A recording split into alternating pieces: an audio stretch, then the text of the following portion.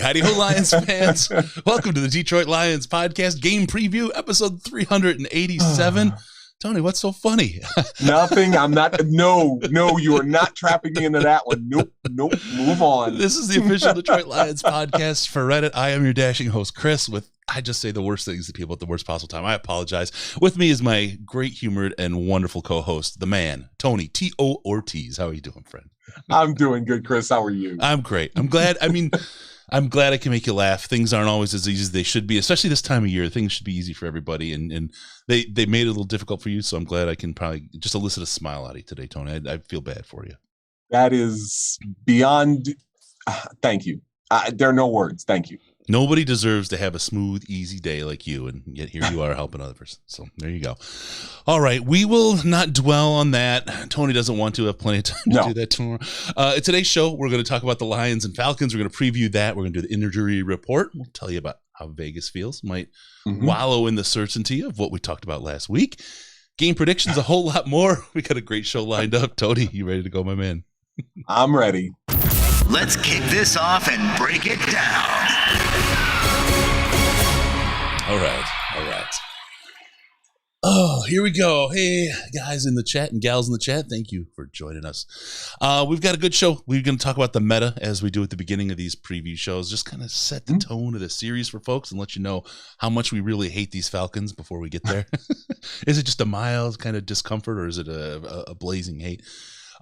Teams have met 38 times, Tony. Wow. Yeah. Interesting. I mean, it's the Cards have been around since 1930. We've met them. Right. It was 68 times we had met them. So only 30 different, and these guys have only been around since, well, we'll talk about that in a bit. Last time we met was in 2020. Lions lead the series. These are always good. I love it when this is the case. Convincingly, 25 wins, 13 losses, and no ties over the history. Wow. Yeah. We won the last time we met, lost for the last 6. But between 1984 and 1997, the Lions were 10-2 in the series. Nice. Yeah, and they won the first 9 meetings up until 1977, which means if you do the math on that, you can't do the math because they aren't a division rival or anything. But the first time they played was in 1966 with the Lions victory, 28-10 at home. That's pretty good record against a team. I remember my dad when I was young. You know, they used to have the pennants, right? That they sold at from all the towns and everything when you'd fly. My dad would, wherever he would fly when he was at work, he would bring home a pennant. And he brought home an Atlanta Falcons one. I was like, man, that's a pretty cool helmet. I was like 7, right? That's a pretty cool helmet. I like the black with the bird, the whole thing, right? I was like, this is pretty nice looking helmet. It's always kind of stuck in my head. Still a Lions fan, but I was like, that's kind of cool. All that, and we've only met just 38 times. It's strange to me, but I thought it was more, but wow, that's still a lot considering they've only been in the league 50. Oh, my math's off today. 60. They've been in the league between 50 and 60 years. Like 57, I think, or 56, something like that. 56. Thank you, Chris. But yeah, no problem, buddy. I just thought that they were a bigger that pennant of all things to be. You're 7 when those things happen, but I thought they were just going to be a bigger, more formidable team. Just how cool that pennant looked, but evidently not so much back then. They had 2 good periods. There was the late 70s when Lehman Bennett was in charge, and they had the Grits Blitz, which was an incredible defense in the 70s, back when teams used to run the ball 40 times and only pass 15, 20 times a game. Yep. And then, of course, there was the Jerry Glanville run with Deion Sanders and those guys, the Dirty Birds. That was a fun run. And you know what? I just realized there was a third one with Dan Reeves. When that team went to the Super Bowl, Jamal Anderson was their big player. And it always seems like they go in and out of phase. The last one was the Matt Ryan one, which went to the Super Bowl that blew that 28-3 lead against New England. And they really haven't reached the heights since, Chris. No, not at all. And that was, boy, that's still kind of the poster version of how to lose a game massively. When you snatch it from defeat from the clutches of victory. My goodness.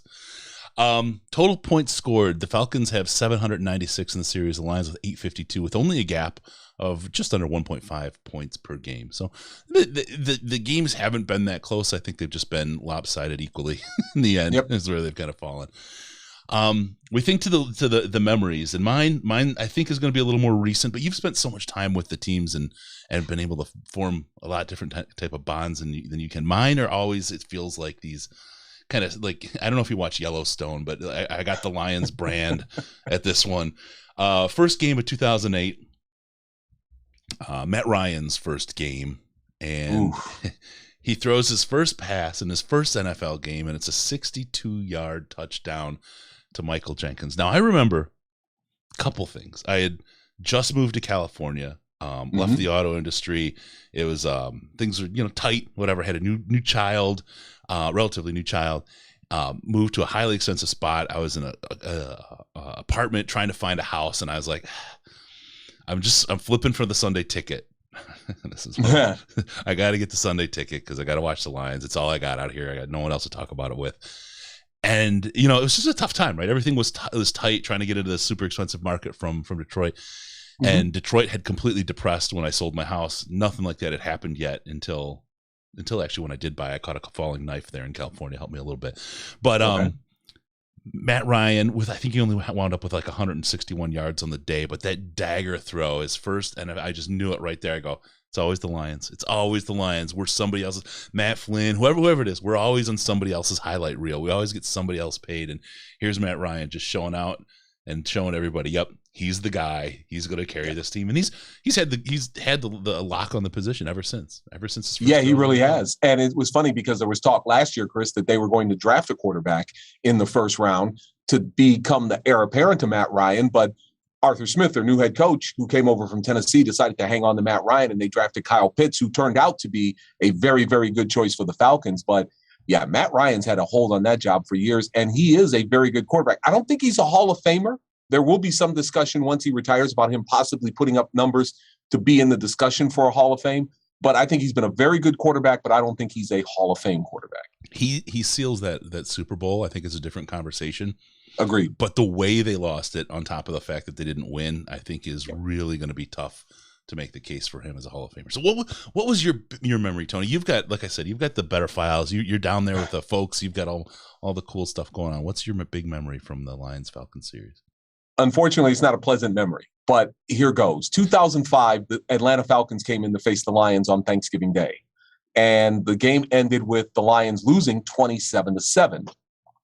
Steve Mariucci was the head coach at the time, Chris, and the 3 years he was in Detroit, he never once called me anything but T.O. Everything was always T.O., T.O., T.O., T.O. Walking out of the locker room, I was going upstairs because I had to feed some stuff back to the station after the game and try to get home because it was Thanksgiving. And I run into Steve Mariucci in the hallway, and I run into the guy who was at the time the Lions director of security, the late Ricky Sandoval, who was a great guy, just absolutely phenomenal guy. Yep. And as I'm walking by, and usually I bump into Mariucci in the hallway, and as I was walking by, he goes, head down, have a good Thanksgiving, Antonio. And he called me Antonio. Never had called me anything outside of that. At that point, I kind of stopped and I was a little stunned, and you too, and hope, your family has a great Thanksgiving. But as I was going towards the elevator to go back up to the booth, I had the realization this may have been the last time that he was going to be the Lions head coach. And sure enough, the next day, Steve Mariucci had been fired by the Lions. And that's when I believe Dick Duran came in and was the interim head coach for the final couple of games in 2005. But not exactly a happy memory, but I do remember that because that stood out, that the one time he never called me T.O., the one time he called me by my full name, it just took me off guard. And it was like, okay, this might be the end of the road for Steve Mariucci. Yeah. Wow. That's kind of sad. I liked Mooch. I liked him as a person. The thing I remember about him the most was that 4 points of contact. You remember that he preached? Yes. That was his Tom Rathman. Yep. True story. Tom Rathman actually demonstrated that for a bunch of us who were covering the team at the time, and he gave each of us a football, and he made each of us hold the football in our arms so he could demonstrate what the 4 points of contact actually were. So it was a kind of a cool thing to do. And you know what? The Lions have had some really good head coaches and assistant coaches who have come through and have been very helpful to the media and to demonstrate what they're trying to get across to the players and to take some time to just show everybody what they're trying to do. And it's really appreciated when guys like Tom Rathman and Steve Mariucci and others come through and basically want to show us exactly what they're doing. This is great, Tony, because I have to go through the files and remember now, but I saw that demonstration with the media because it got filmed and they put it on TV. I saw them doing that. I remember that almost. I mean, the faces are blurry, but I remember that demonstration clear as it was yesterday. That going through point number 1, right, and then walking everybody through. That was top great. of the ball side. Yep. That was awesome. That's awesome. All right, well, let's get into it. Let's hit our Diamond CBD injury report off the top. I'll bring it up here. We've got, I guess, the first and the biggest one we want to talk about, of course, is Jared Goff, who's on the COVID reserve right now. We do not know whether he's going to be there or not, potentially a game time type of decision or game day decision. Chris, when he made his appearance earlier this week on 97.1 The Ticket here in Detroit, the one thing that he did say to the hosts who interviewed him, Doug Karsh and Scott Anderson, was that he still felt mildly sick, but it wasn't full-blown sickness. He just felt mild symptoms from COVID, similar to a cold. Yeah. So that kind of told me right there, he does have it and it still affected him. Today, in fact, he did virtual work with the team. So he was on a screen, he was on an iPad looking through everything. So you're right. It's going to be a game time decision. And more than likely, it's Tim Boyle who's going to start for the Lions on Sunday if Jared Goff can't go, which again brings up the question, what's wrong with David Blough? Yeah, I thought it was going to be Tim Boyle or Jeff Blough potentially starting. Did you see the presser? Yeah, I did. That was pretty good. It was funny. It just tickled a little thing in my head, right? Because Campbell is a little. I don't want to say he's nutty. He's what is it? Dumb like a fox. I don't know how to say. You know what I mean? The guy's really, really smart. And he plays it off like he's not. That's the kind of joke people. Oh yeah, he just messed up the names or played around or whatever. What if he's running a dual quarterback kind of thing with Blough and Boyle this week, right? And I told you, right? Tim Blough. It's possible. Yeah, you did. Boyle. We talked about that a few weeks ago about 2 quarterbacks, and I'm sitting here going, well, Chris, if they have 2 quarterbacks, they have none. And who knows? Maybe the whole thing, maybe you're 100% right, and this might be the thing they do on Sunday against the Falcons. And this is, I need to put it because it was a conversation this morning in the Slack, and it happened before I got up, because it's vacation, and I didn't want to haul the conversation back to it. But I'm not saying that the NFL is going this way. This is just an economics kind of exercise, a kind of economist's exercise on the position of quarterback and what some people are doing, kind of like a what if, and let's kind of play this game out and see what happens. I wouldn't put it past MCDC to do something like that this week. He's got nothing to lose. I mean, it's just like doing the onside kick in the first kick against the Cardinals or against the Rams, right? Like, whoa, what the heck? Nobody expected it. Let's see what happens. Let's feel it out. Let's find out what goes on there. You don't have one. If Jared Goff is not playing, you're right. You don't have one quarterback. Right. One of the other things someone said, well, yeah, but quarterbacks aren't running backs. Running backs weren't running backs either before they started making them a committee. Things change and evolve. It's not. I'm not saying it's going to happen, but it's definitely worth as a thought exercise to say, what could we gain from this? Is there an advantage to be had from this multiple QB thing? And then kind of go through the exercise, and you probably wind up at no right now, but somebody's going to try it. Somebody's going to try it. And Chris, look, if you do the multiple quarterback thing, it puts the Atlanta Falcons on their heels, because which quarterback do you prepare for? Do you prepare for David Blough, who's got some mobility and a decent arm, or do you prepare for a guy like Tim Boyle, who's got a pretty good arm, but not quite the same mobility as David Blough? There is a difference in preparing for a guy like Tim Boyle than there is for preparing for David Blough. And here's the third part of the equation. They also have to prepare for Jared Goff, too, because there is still the possibility he could play on Sunday. So if you're the Falcons, which quarterback are you preparing for? You can't prepare for all 3 and still install your defense. So you've got to take a chance on which one you're preparing for. And the Falcons have shown this year that they're not good at preparing for one quarterback. Typically, they haven't had a great season. They're not particularly great at anything. We'll get into that, but let's talk about the other. Go ahead, Tony. We'll talk about the other. I was going to say, but they're in the playoff race in the NFC, which only 2 teams have been eliminated from. So yeah, go figure. They're 500. The Falcons are one of those teams where if you were to tell me, you look at their point differential, you show me some of their games, and I watched a couple of their games this week, I don't know how they're winning games. And yet there they are at 7-7. Yeah. They close them out. They seem to close them out. You know what I mean? When other teams might fold, they hold tough. It's there. They have an interesting, it's an interesting kind of thing going on there. So we'll go through. We have twice this week. Amani I want to do this right. Oruwariye has not practiced. Right. He's got a thumb injury. We'll see if he comes in on Friday. We're running a little bit earlier than normal here, so we're not going to have the Friday designations. We've got Josh Woods, did not practice twice this week with a neck injury. Everybody else here has limited practice. Michael Brockers, Jonah Jackson, Julian Aquara, Khalif Raymond, Jalen Reeves-Maben, Josh Reynolds, and DeAndre Swift, all limited. Jalen Reeves-Maben is a huge one for a couple of reasons. One, he has been very good for the Lions, especially against the run the last couple of weeks. But he's athletic enough to be a guy who could possibly hang with Kyle Pitts, who is one of the most athletically gifted young tight ends right now in the NFL. The Falcons, one thing they do that's interesting, Chris, they don't just line up Pitts as a tight end. They also line him up as a slot receiver, and on occasion, they will line him up as an outside wide receiver. Yeah. So you've got to have people who are going to be able to cover him. So if he lines up in the slot or he lines up as a tight end, Jalen Reeves-Maben is the type of guy who has the athleticism, who can hang with him, and he does a decent job in pass coverage. That could be a major problem for the Lions if Maben does not play for them on Sunday. Yeah, and we will get into that. Kyle Pitts is one of the ones that you're right, though. He gives you so much trouble. He plays on the outside. He's going to be bigger than your cornerback. He's going to push him around, right? And that's a tough one to cover. He comes in the slot. Now you have a guy who can play at the outside and has the ability to both play as a slot as well, and with his size, he's going to line up on the linebacker. So now a linebacker's got somebody his size, but that can move and has the quickness and the speed that they're going to have to fight. Or then you put him in as a tight end, and then you worry whether he's blocking or you have your weakest linebacker trying to cover. Or in some cases, if Matt Patricia's out there, you have oh God, what was the defensive end? The one that was always hurt. Ziggy Ansah, you got him covering. Oh. Yeah, that's not a good thing. Ziggy in coverage. Oh my God, that was crazy. Oh man, sorry, I just had a flashback. There you go. Atlanta side of the ball. Two guys, not injury related, resting is what they're called. They did not practice on Thursday. Cordaro Patterson and Lee Smith.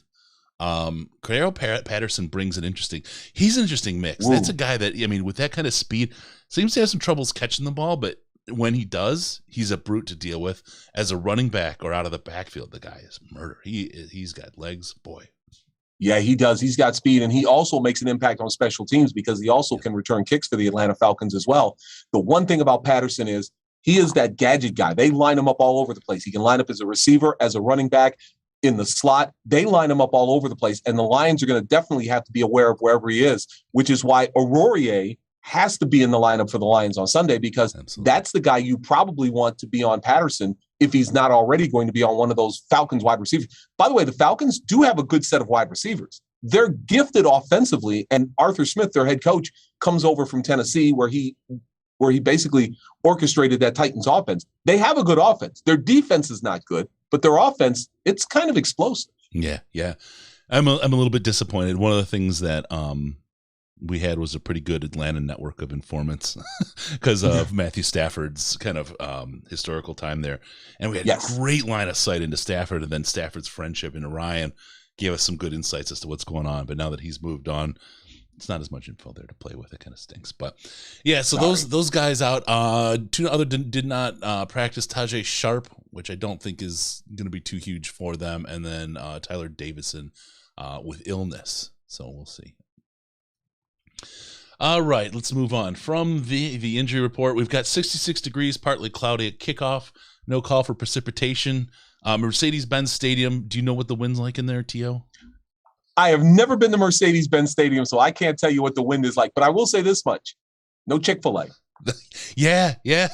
That's the craziest thing ever. They put a Chick-fil-A, if you haven't heard the story, they put a Chick-fil-A in Mercedes-Benz Stadium, which is awesome because 6 days a week you can go to Mercedes-Benz Stadium and get a Chick-fil-A. It's just Sunday when the Falcons are playing, they're closed. Tony, I don't know. Maybe I need to apologize now. Do you go home at night after doing this and say, what have I been reduced to? I'm doing a wind report at indoor games now on a stupid podcast. No, but I will say this much. My son Jordan always gets a kick out of that because he told me the last time you brought it up last week, he goes, "You're never living that down." I'm like, yeah, you're right.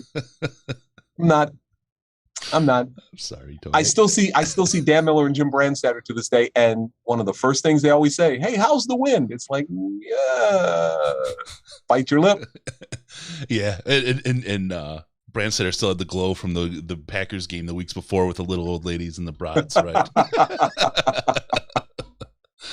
Oh man! All right, let's see. Let's talk matchups. I'm gonna start on the defensive side of the ball. Sure. I feel like the Atlanta pass rush is going to have some trouble, and our offensive line is well poised to give Tim Blough or Jeff Boyle all the room they need, or Jared Goff as well. David Goff. I feel like this is a really, really good matchup for the Lions at a time when we have quarterbacks potentially in the second or third tier guy playing, string guy playing. Their pass rush is really just nothing to write home about. They're weak. I don't want to say weak. They're just not as potent as so many other teams, and that gives us, with the strength of our offensive line, with Taylor Decker, Penei Sewell, Vaitai playing so well across the board, the Lions have a real strength there to keep that quarterback clean, and that's one of the things that's going to give Atlanta a little bit of trouble with our offense. I'm going to go to the other side of the ball, Chris, which is the Atlanta Falcons offense, because if this game becomes a shootout, if it becomes a battle between the two offenses, you got to give the Falcons basically the edge on that, because, again, they have better weapons on offense right now, starting with Matt Ryan, starting with Cordaro Patterson, with Kyle Pitts. They have better weapons on offense. Now, granted, their defense, and I agree with you, is not anything to write home about, but offensively, the Falcons could be one of the better matchups for the Lions this year as far as offense goes. So, to me, the Lions have got to be able to control that game from the start, whether that means more runs. And I think the running game, by the way, is going to be huge, because if DeAndre Swift plays, and he did limited stuff today, if he plays, that gives you a little bit of an edge with the running game, because now you can use him. You can use Jamal Williams, who is coming back. Yep. You can use Netflix, who has been running well for the last couple of weeks. Those are guys who can really, really control time of possession, keep the tempo in the Lions' favor. I'm not sure the Falcons can win a slow-down game, again, even though Arthur Smith does have that background from Tennessee. Yeah, no, I agree, and that's where I was leaning on the offensive side of the ball, was their passing game. Kyle Pitts brought so much to this team. He was such a perfect addition for them to pick up in the draft. I liked Kyle Pitts. I didn't see him playing out as well. I have to admit, that's when I was wrong. That he would have been very impactful on the Lions. Do I want him over Penei Sewell? Probably not long term for the building of a team and a rebound the way we are and a rebuild the way we are. But gosh, he would have been just an incredible tool for the Lions to have this year. There's only one player in the draft that I would have probably taken over Penei Sewell based on the way he's played this year, and it's Micah Parsons. Okay, fair enough. Micah Parsons on the Lions defense, it would have been interesting to see if they would have used him the same way on, as a defensive end, linebacker, in coverage, rushing the passer. It would have been interesting to see if the Lions and Aaron Glenn would have used him in that way. But just based on the talent he's shown, and just based on what I've seen when the Cowboys play, man, Micah Parsons on this defense would have been lights out.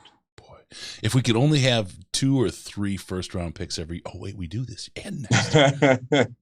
We'll see. There's some good stuff coming, possibly. That's By the way, I got to ask this, Chris, and I apologize for doing that, cutting you off there. Did it surprise you how many Lions fans were upset about the Cardinals win, not because it was a win, but because the Lions then fell behind the Jaguars, and now they're picking number 2 instead of number 1? Surprised me. Yeah. Well, it did and it didn't. There's a professional class of, I'll call it the haters, for lack of a better term, in the Lions sphere, and they're probably the Lions well deserve them, just based on the performance that they've been able to put together over the last since 1950. January of 58, right? It's not been a lot to write home with. So I mean, you get a little bit of abuse, and you deserve it probably until you can put something on the field. So I get that, but the idea that you would want to lose for a draft pick, that's anathema to me. I mean, a winner, you look at the Patriots, they haven't drafted better than 15th in 15 years, and yet they field great teams year after year after year after year. They don't lose for draft picks. They don't, they go out and they win every game they can. I think with Brad Holmes, what he did in the last draft, he's earned the right to have credit for being able to draft and build a team through the draft. I feel like if we lose 2-3 positions in this draft because we win out, those wins are better.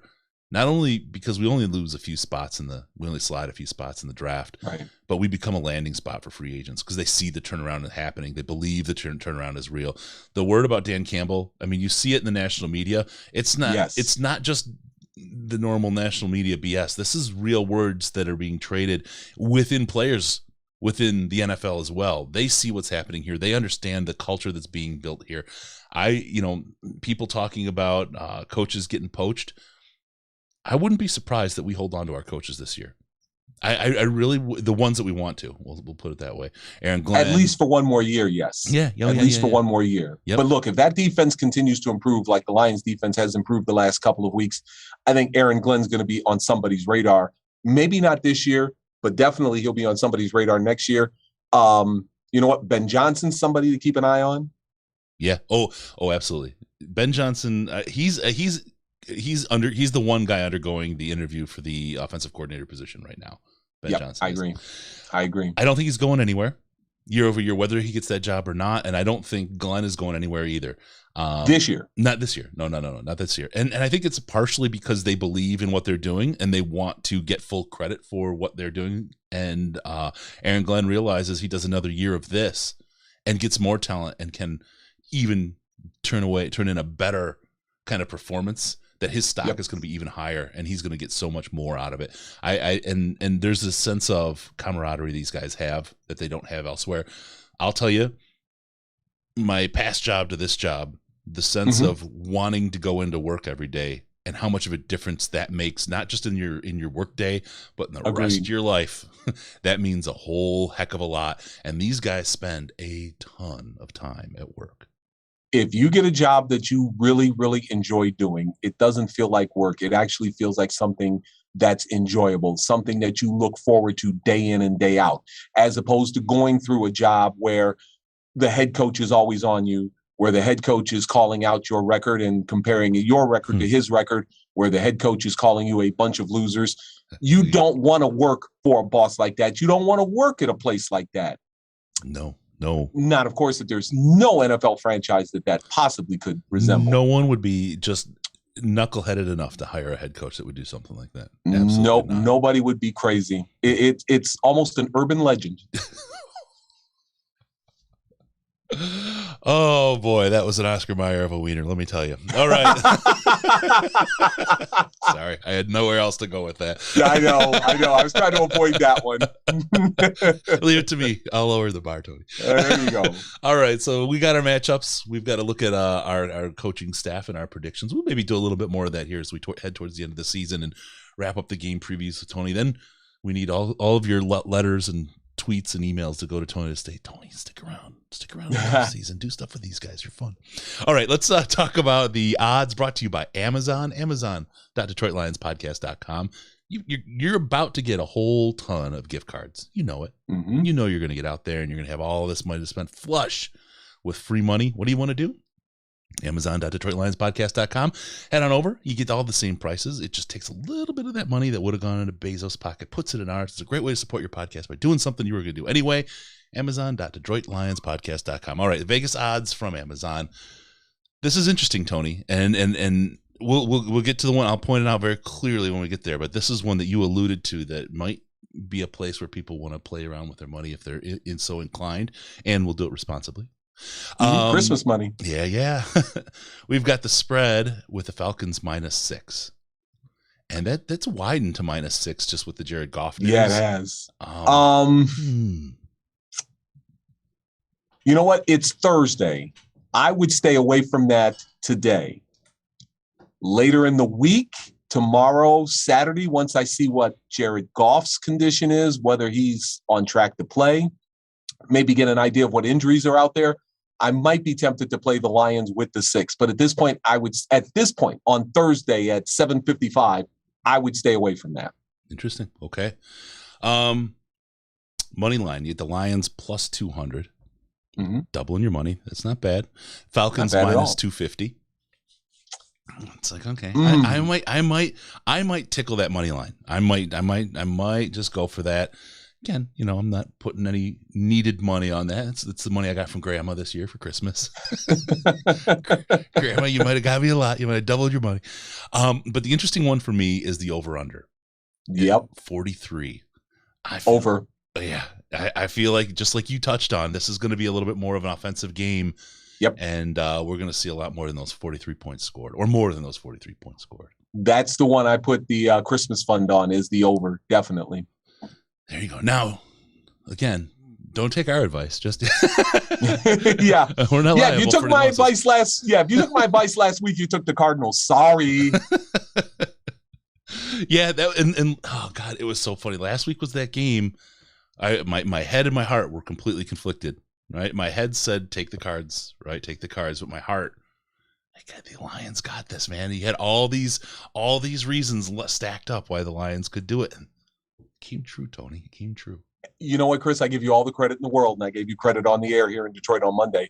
You had the Cardinals not playing well against the Lions, and you had the Lions with the chance of an upset, and you were absolutely 100% correct. So kudos to you, sir. And it's funny because that was also something my son reminded me of when the game was over and he came home from work. It's like, well, you were wrong on the podcast, weren't you? Yeah, it sure was. Thanks. Jordan, he is the oracle. He is right more than he's wrong. I got, blind squirrel found a nut. Your dad's so good at this. It's always fun to break dad's chops, but yeah, he does that quite a bit. Don't undersell him. He's a good guy. He knows what he's doing here. All right, let's get to the predictions. And Merry Christmas, Jordan and family. Final outcome. Fanatics' final outcome, of course. Fanatics.com. No, Fanatics.DetroitLionsPodcast.com. That's how you do it. It's the same thing as the Amazon. They put a couple pennies in our pocket and give us stuff that, from stuff you were going to do anyway. I'm not going to get the big long read there. All right, Fanatics' final outcome. Let's get into it. Tony, what's your prediction against the Atlanta Falcons this week? If this was a game that was at Ford Field, I would pick the Lions to win it. It's in Atlanta. It's a road trip. I think the Falcons still have hopes of staying in the playoff race. It's going to be a high-scoring game, more high-scoring than your typical Lions game. So put me down for 31-24 Atlanta. I just think they have too many weapons on the offensive side of the ball. There are too many question marks about the Lions on offense, a couple of question marks on defense. To me, I think the Falcons are playing better right now than they've played the entire season. I think Kyle Pitts will make a difference. I think Matt Ryan will make a difference for the Falcons. I'll go 31-24.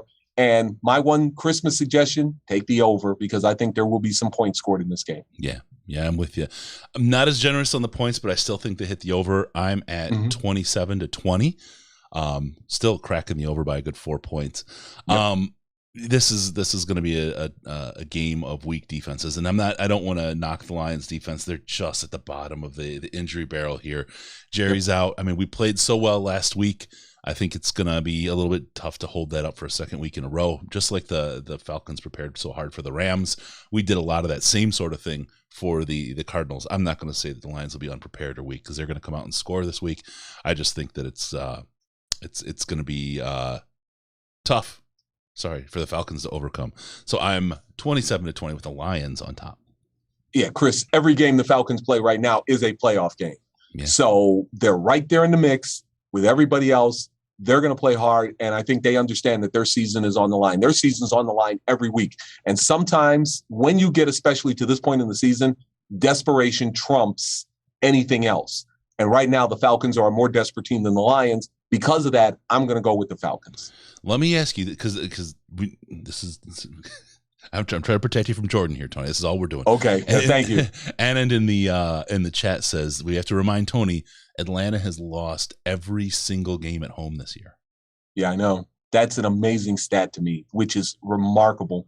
Another one that's hard to keep going, though, right? I mean, pretty much, and that's the thing, especially with so many question marks with the Lions. And yes, I know they're winless at home.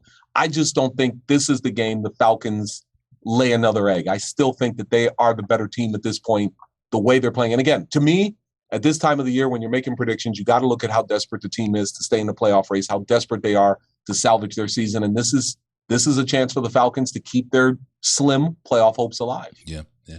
All right. So this is it. Next week we'll tell and maybe we should have Jordan on, and he can mock one of us. I got 27-20 for the Lions. Tony's got the Falcons on top. We've got a head 31-24. Yep. 31-24. Nose to nose, toe to toe. Ready to put them up. We'll see what happens. All right. Looking ahead, let's not forget the post-game show this week. We'll be with Sandman live. He's coming on again. And the Tuesday podcast. Notice I said Tuesday. Normally we've been doing Wednesdays, but these holiday weeks make things a little extra. So it'll be Tuesday with the Riz. Tony and I have to figure out if we're going to start early on for New Year or not. If we want to do this again next Thursday. Hey, Chris. Yo. One thing, I keep saying the Falcons are 7-7. I'm sorry, they're 6-8. 6-8. Does that change your prediction? They did win a home game. They beat the New York Jets. Oh, ooh. Everybody beats the New York Jets except for a couple but they beat the New York Jets in week 5, 27-20 in Atlanta. Well, now you've broken everybody's narrative. Sorry. I'm sticking with the Lions. All right. Tony, what do you think? Next Thursday, you want to do it again? Why not? Why not? Okay, we'll see. We will check in and make sure everything's all right. I don't want to get Tony committed too much because he's got a lot going on right now. But we'll shoot for that. We've got Tuesday with Sam with Risden and Sunday with Sandman. What more could you ask for? Tony, thank you so much. Merry Christmas, my friend. Thank you for everything this year. It's been so great to have you on the show. I love doing this with you. Hey, Chris, Merry Christmas to you and your family. And I love doing this. And thank you very much for the opportunity to do this. It's really a lot of fun to talk with you about the Lions. It's really a lot of fun to still be emotionally invested in the Lions because for a long time, even though I don't want to admit it, when you covered them, you did get a little emotionally attached to it. You just wanted them to do well because your season extended. You got, earned more money. People wanted to talk to you as opposed to, say, 2-14 when nobody wanted to talk to you. So it's been a lot of fun. So thank you for allowing me to do this. This has been a blast. This has been a great ride. This season, Tony, I didn't expect this. As we were kind of heading into the season, we said, look, they're not going to do great. The Lions are not going to have a great record this year, but the football is going to be a heck of a lot more fun. Right. I look back on the season right now, and that early on, I was worried about that prediction because it wasn't a whole lot of fun for the first couple of weeks, but that's really come around. And this season has been, I feel, a heck of a lot better with this 2-win team than I did about any of Patricia's 3 wins or 4-win teams. You know what I mean? I agree. You see something developing here. Now, let me throw a little bit of cold water on this. It's still a 2-win team who didn't pick up their first win in the season until December. So, look, I'm not going to sit here and tell you this is a great team. This is the team that's got the makings of a Super Bowl team or a playoff team. There's still a whole lot of work left to be done. But has this been an interesting team to follow and watch this year? Absolutely. It's been I don't want to say insane, but it's been fun to watch the evolution of this team and the evolution of Dan Campbell. Does he make some calls that drive you nuts? Absolutely. But this has been a fun process to watch. When the kneecap biting started, I was a little nervous, right, about all the national narrative on this. But to see how the national media, again, I don't put much stock into the national media because I just have to remind myself and remind others about the Matthew Stafford graphics as he flew away from the doldrums and terrible, horrible place of Detroit and all the sunshine and brightness of LA, how great it was. It wasn't that they just said, hey, he's coming to LA and he's doing well. They had to kick Detroit every time on the way out. And that made me, I was really, really angry about that. Just because they're saying nice things about our coach, I can't buy into that whole thing. But I will say, the narrative around Dan Campbell is such that it's, it is true. He's really doing something. He's got not just the players and the coaches, but the media. He's gotten everyone bought into this turnaround is the right thing for Detroit, the right thing for the Detroit Lions. And it adds this level of excitement, I think, for next year. You get Holmes with those 2 first-round picks again and another draft as solid as he did last year. We're not going to rush to the Super Bowl next year, but gosh, we're going to see a significant step forward because you remember there's 4 games this year that we lost by a field goal. So 4 field goals and we're second in the NFC North. We're close. We're a better team than that record shows, especially with the level of injury we had. If we could have a healthy team and a good draft and good free agency, this is one of those kind of worst to first kind of stories being pre-made. Especially, Chris, when you look at the possible upheaval in the NFC North this offseason. There's a chance you'll get a new head coach, likely a new head coach in Chicago, maybe even a new GM. There's a chance that Aaron Rodgers may not be the quarterback of the Green Bay Packers this offseason if he decides to part ways with that team. And there's also the possibility you might get a new head coach and some changes as well in Minnesota. So the NFC North could be in a state of upheaval, and that's something that we will watch in the offseason because if things get shifted around in the division, who knows? Maybe that opens the door for the Lions to take a jump. Again, maybe not a jump to be a playoff contender, but at least a jump where they're a little more competitive and you can possibly see the light at the end of the tunnel. And this time, it's not an oncoming train. Yeah, absolutely. I think, and Zimmer have a little birdie that told me if he doesn't make the playoffs, he's donezo. I think so. We'll see what happens in Minnesota because the playoffs are so wide open for folks right now. He should be. I want him to hold him for another 5 years, to be honest with you. Here's the problem with that, Chris. You mean to tell me that being the number 7 seed and getting blown out of the first round of the playoffs by a team like, say, Dallas or Tampa is enough to save his job? If you're going to make the change, you should make the change whether or not the Minnesota Vikings make the playoffs. I'm just saying, to me, getting blown out in the first round of the playoffs does not ensure another year as head coach. I think that's one of the most bizarre things I've ever heard or seen in my life. And it happens quite a bit in the NFL. Yeah. Oh, they made the playoffs. They got blown out in the first round, but we'll bring him back. Why? The same problems that were there before existed when you made the playoffs, and they're still into the offseason. I don't get that. So I'm not knocking you. I'm no. I your totally little birdie. Get that. It's like, it's a weird decision. Yeah, and like you said, we've seen it before. The other side of the equation is I think we saw Matt Nagy, his exasperated, I think is a nice way to put it, coaching on the sideline. That's truly a man that was coaching for his life. I think he really was. He got the word before that game that it's this one or you're gone, my friend.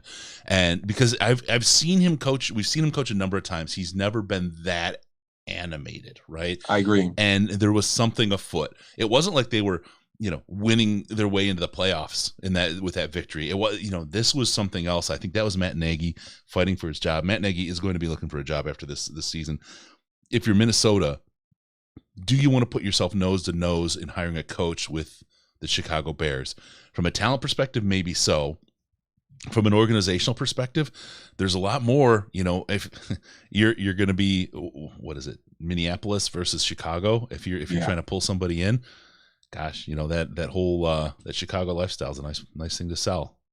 And here's the other thing. You're also in competition with the Jacksonville Jaguars, who are going to be in the market for a head coach. More than likely, you're going to be in competition with the Carolina Panthers, because I don't think Matt Rule survives after that 3-0 start and the fact that they collapsed like a lead balloon. And who knows? Maybe you're in competition with the New York Giants, because if they fire Dave Gettleman as their GM, there's a pretty good bet that Joe Judge might follow him out the door as well. Yep. One other thing you mentioned about Dan Campbell.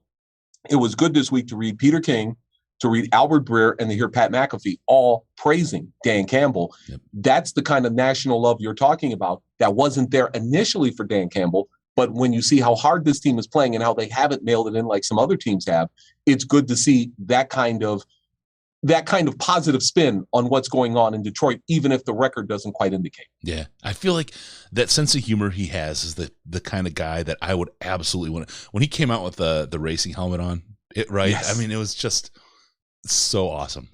But again, he got blasted for that in the national media, because my favorite comment, and I don't remember who said it, and I apologize. Well, Bill Belichick would never come out with that. Well, guess what? Dan Campbell is not Bill Belichick. These are two completely different personality types. Just saying.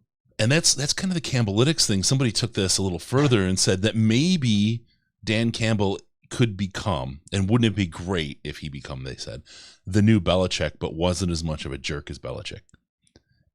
The potential's there. The potential's definitely there. And I love how smart he is, and how people underestimate him so much. There's a lot to that.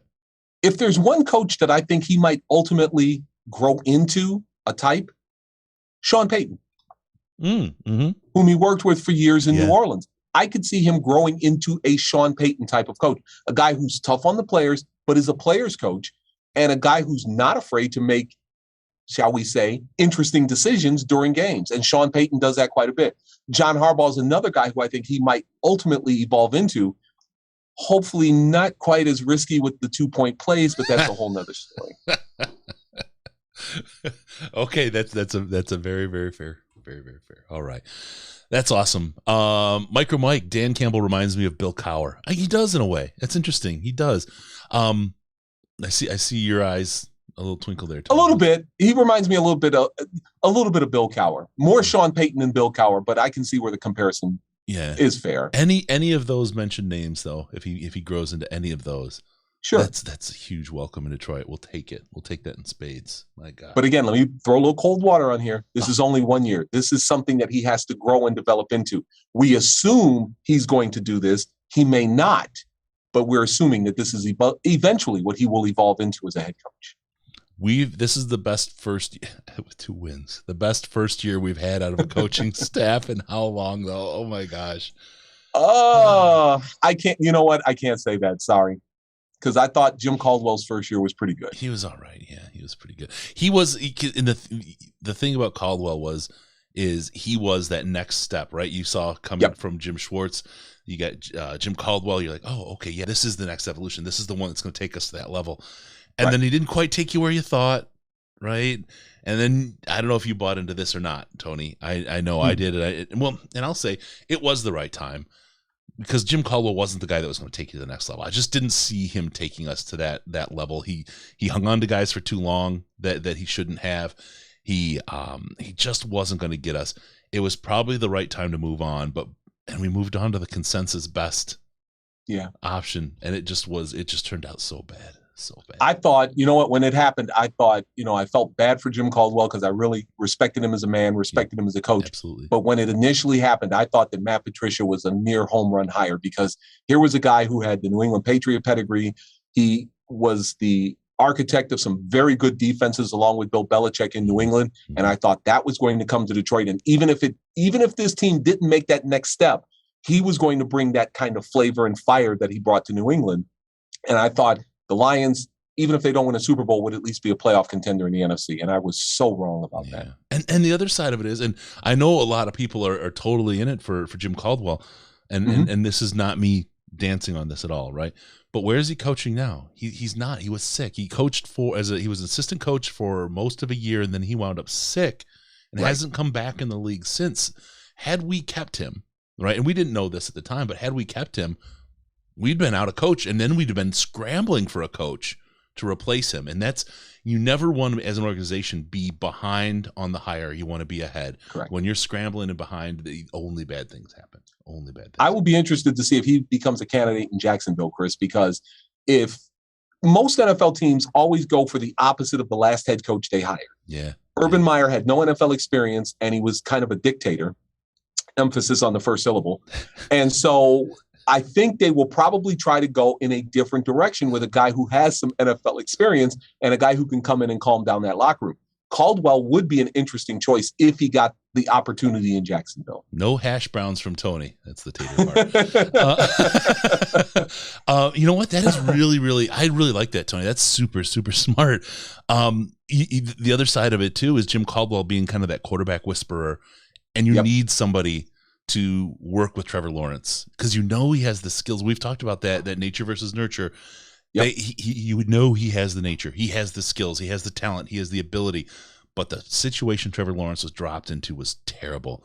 He needs someone like a Jim Caldwell could come in and really give him a shot to turn that career around and be what he should be in the NFL. Another possibility down there, too, and a guy who does have a reputation for turning quarterbacks around, and he's out of a job at this point, but won a Super Bowl, Doug Peterson. Oh, yeah. That would be an interesting hire in Jacksonville. Well, again, NFL experience, won a Super Bowl with the Philadelphia Eagles, and a guy who does have some success in the NFL. If you're Shad Khan and you want to reward your fans for being patient with your franchise and you want to prove to them that you're turning the page, Doug Peterson might not be a bad head coach to hire either. So, Joe Lombardi, next coach in Jacksonville. Okay.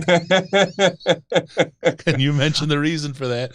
Listen, right I don't think if you're Shad Khan, you want a guy with NFL head coaching experience. You don't want to give a guy his first head coaching job based on what happened with Urban Meyer. Sorry. But if you're Shad Khan, the rest of the world has already fired you as an owner from the bad choices you've made previously. I don't know he thinks that way. Pretty much. Listen, the most messed up franchise in the NFL right now is the Jacksonville Jaguars by a long margin. I mean, Detroit Lions fans can sit here and say, you know what, this is a pretty screwed up franchise. I wouldn't trade places with the Jacksonville Jaguars fans for $1 million. Yeah, no, they did make a Super Bowl once, though. Didn't they? No. Didn't Jacksonville? No. Oh, no. Whoa, I'm thinking, who am I thinking? AFC Championship game. Thank you. Okay. God. Jacksonville's one of three four. franchises that have never made, or four franchises that have never made the Super Bowl. Yep. That's it was the AFC one. I knew it was 4. And who was I thinking? God. Oh well. Either way. Oh, it was Carolina. That was I was swapping Carolina and Jacksonville in my head. Okay, there we go. I'm on straight. We've got next week. We've got to hear from Jordan and let him know. Let him taunt the loser of the prediction game. Sure, why not? Have a little fun with that. All right. With that, don't forget about us on Patreon. Patreon.com/Detroit Lions Podcast. Patreon.com/Detroit Lions Podcast. Access to the Slack, the most intelligent Lions chat on the internet. Other than when you hear Tony talking. That's the most you want. That's the best you get. Make sure to follow us on Twitter at DET Lions Podcast, DET Lions Podcast, or at AJ Ortiz 3. That's Antonio J. Ortiz 3. Get that going on. Thank you very much for that one. Give us a call via Skype, Detroit Lions Podcast, all one word, or call us on the Lions line at 929-33-LIONS. It's 929-335-4667. And be sure to go to Detroit Lions Podcast and subscribe to the podcast, so we can show up automatically. I didn't know your first name was Antonio. I just thought it was Anthony or Tony. I've learned something. Antonio. I usually don't give away my first name like that, but that was a good enough story. And it was the Falcons, so I might as well go ahead with the story. the Blue Falcons. All right. Thank you for tuning in. We're going to see you next time on the Detroit Lions Podcast. Remember, no pants. And Dynamite. No pants, no toasters, no hot tubs, no problems. Because we're your Detroit Lions and Reddit connection. Merry Christmas, everyone. Merry Christmas. Merry Christmas.